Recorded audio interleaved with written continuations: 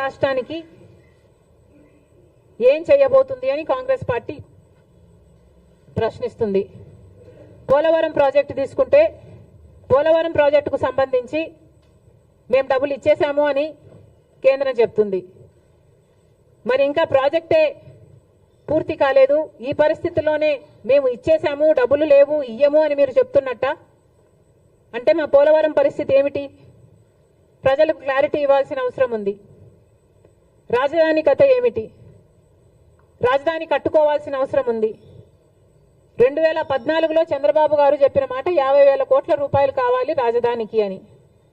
అదే ఇప్పుడు లెక్కేసుకుంటే కనీసం 1,00,000 కోట్ల రూపాయలైనా అవుతుంది. మరి ఆ లెక్కన మా రాజధాని ఎప్పుడు అవుతుందో, బీజేపీ పార్టీ మీరు డబ్బులు ఎప్పుడు ఇస్తారో కూటమి కట్టినందుకు చంద్రబాబు గారు బీజేపీ పార్టీ కలిసి సమాధానం ఇవ్వాల్సిన అవసరం ఉంది. వైజాగ్ స్టీల్కు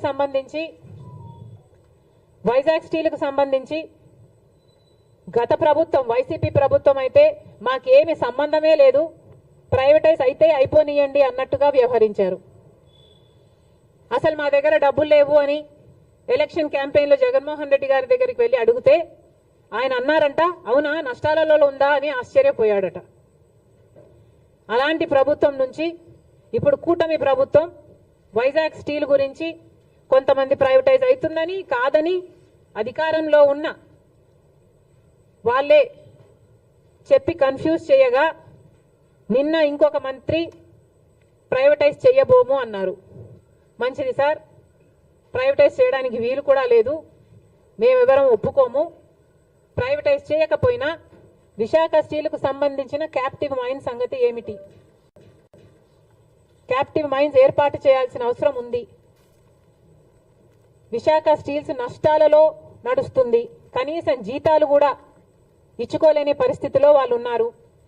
ఎప్పటికప్పుడు డబ్బులు కావాల్సి వచ్చినప్పుడల్లా వాళ్ళ భూమి అమ్ముకొని మరి వాళ్ళ జీతాలు ఇచ్చుకోవాల్సిన పరిస్థితికి అన్ని ప్రభుత్వాలు కలిసి వాళ్ళను దిగజార్చాయి. మరి ఇప్పటికైనా ఈ బడ్జెట్లోనైనా బీజేపీ విశాఖ స్టీల్ను ఆదుకుంటుందా? మన రాష్ట్రానికే కాదు దేశానికే గర్వకారణం విశాఖ స్టీల్.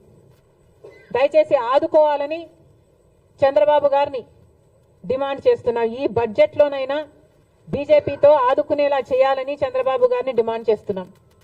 ఇంకో పక్క విశాఖ రైల్వే జోన్కి భూములు ఇవ్వలేదని ఒకసారి బీజేపీ అంటే, భూములు ఇచ్చామని వైసీపీ అంటే, ఇలా ఒకరి మీద ఒకరు టెన్నిస్ బాల్ అన్నట్టు ఇటు నుంచి అటు అటు నుంచి ఇటు ఆడుకున్నారు 5 సంవత్సరాలు. ఇప్పుడు చెప్పండి, వైజాగ్ జోను రైల్వే జోన్ కథ ఏమిటి? ఎప్పుడు చేస్తారు? ఎంత ఇస్తారు?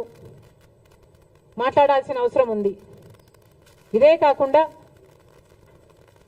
ఉత్తరాంధ్రకైనా రాయలసీమకైనా స్పెషల్ ఎకనామిక్ ప్యాకేజీలు సంగతి ఏమిటి? ఎంత ఇస్తున్నారు?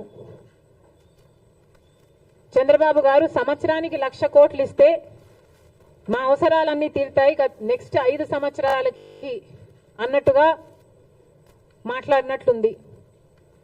కానీ చంద్రబాబు గారిని ప్రశ్నిస్తున్నాం, సంవత్సరానికి 1,00,000 కోట్లు అంటే 5 సంవత్సరాలకు 5,00,000 కోట్లు ఇస్తే ఎలా సరిపోతుందో చంద్రబాబు గారు ప్రజలకు వివరించాల్సిన అవసరం ఉంది. ఎందుకంటే కాంగ్రెస్ పార్టీ విభజన రోజున అన్ని హామీలకు మనీ ఈక్వివలెంట్ గా ట్రాన్స్లేట్ అయితే కనీసం 12 నుంచి 15 లక్షల కోట్ల రూపాయలు విలువ చేస్తాయి ఆంధ్ర రాష్ట్ర విభజన హక్కులు హామీలు అన్ని కలిపి అని ఒక అంచనా వేస్తే చంద్రబాబు గారు మాత్రం సంవత్సరానికి 1,00,000 కోట్లు ఇవ్వండి,